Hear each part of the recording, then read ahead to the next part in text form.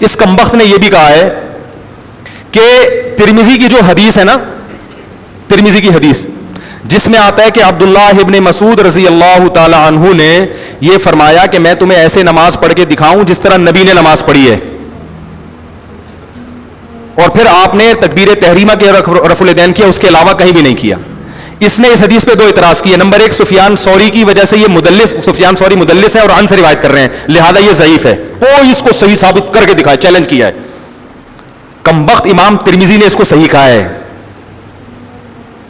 ناصر البانی جن کو تم مانتے ہو انہوں نے اس کو صحیح کہا ہے. اور کیوں صحیح کہا یہ بھی بتا دوں. یعنی امام ترمذی جو حدیث لا رہے ہیں نا، وہ اس کو ایک نسخے میں حسن صحیح ہے، ایک میں حسن ہے، اس لیے کہ سفیان ثوری اس درجے کے مدلس نہیں ہے کہ جن کی روایت رد کر دی جاتی ہے. اس کمبخت کو علم حدیث کی کک بھی نہیں پتا، بس ایک لفظ تدلیس کا سن لیا کہ مدلس کی عن قبول نہیں ہوتی اور وہ سب پہ تھوپ رہا ہے.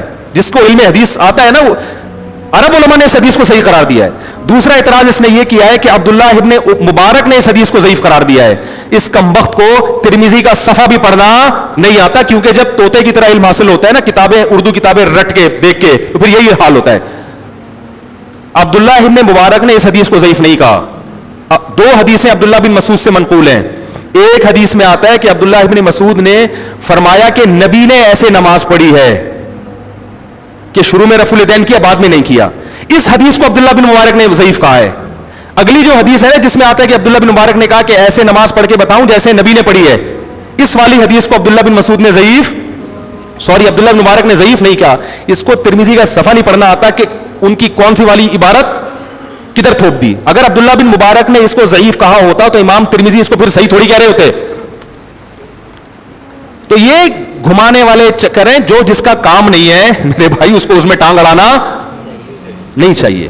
آپ کا کام نہیں ہے یہ. تو بیٹھ جائے سامنے، انشاءاللہ اور بہت سارے ہیں، پتہ نہیں کتنے